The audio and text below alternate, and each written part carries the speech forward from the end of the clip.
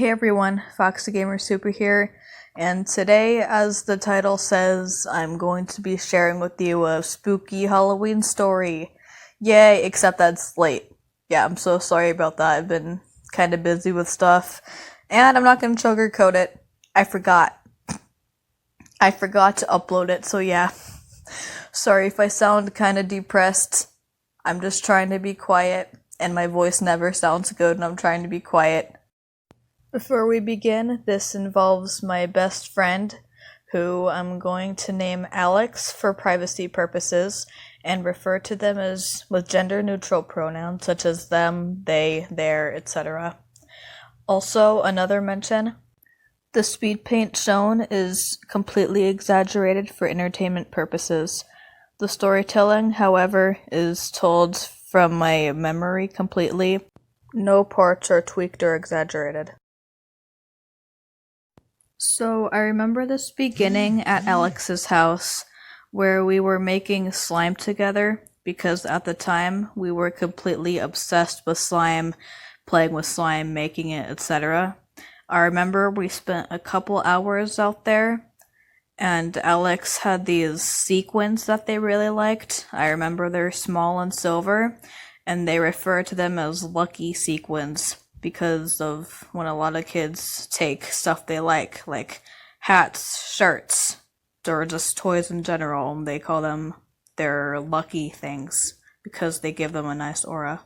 After a good while, the time came for us to go back inside, and after absolutely stuffing their slime with the lucky sequins, Alex followed me back inside, and we sat at their desk, playing with the slime for another good while, because, as I mentioned before, we were absolutely obsessed with it.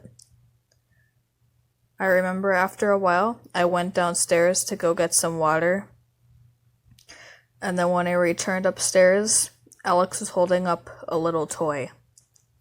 I forgot what they are called, but it was one of those little plastic toys where they're made for smaller kids, like toddlers. You spin them on a hard surface like a table, and they just spin for a while. It was one of those. That's cool, I said. I didn't know you had one of those. Alex shook their head. I don't, they responded. It's not mine. It was just there, in the slime. Of course, my response was, Alex, I'm not an idiot. Why do you expect me to believe something like that? That's literally impossible. Alex told me that they could prove it, and being the horror lover and daredevil that I was, I agreed. Alex put in one of the quote-unquote lucky sequins before taking me downstairs, and we sat on the couch for about 5 minutes before going back upstairs. Please note, when we go downstairs, the couch is right there, so we would have seen or heard if anybody went upstairs. Also, the upstairs is quite small, so we would have known if there was already somebody up there.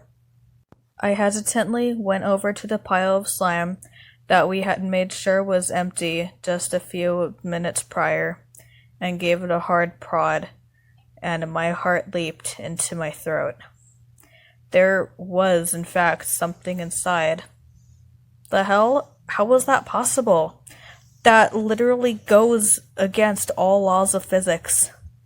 Maybe I was touching a bead or something, I tried to reassure myself, and I was just psyching myself out. I reached into the slime and grabbed what it was I was feeling, and it was a little plastic unicorn. I remember being amazed, yet terrified, and being the ghost lover I was, my brain immediately jumped to the paranormal explanation. After all, as I mentioned, there was nobody upstairs, nobody going upstairs, and the people that were in the house were in a completely different room that was downstairs. I also remember what we named the unicorn. Yes, we named a plastic unicorn, don't judge. Ace. Its name was Ace. We were both appalled by the sudden supernatural occurrence, and we decided to test our fate and try it again. We put in the lucky sequin, repeated what we did last time, and felt the slime. There was nothing inside, but when we looked back over at the desk, we made a shocking discovery. Ace was on the other side of the desk. I don't really remember much of what happened after that.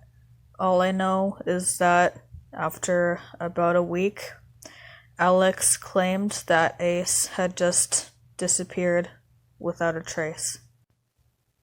Ace, trace, yeah, that rhymed. So yeah, I'm gonna have to leave it off right there, cause I have no idea what happened after that. Because again, it happened like 3 or 4 years ago, and I'm just going off by memory.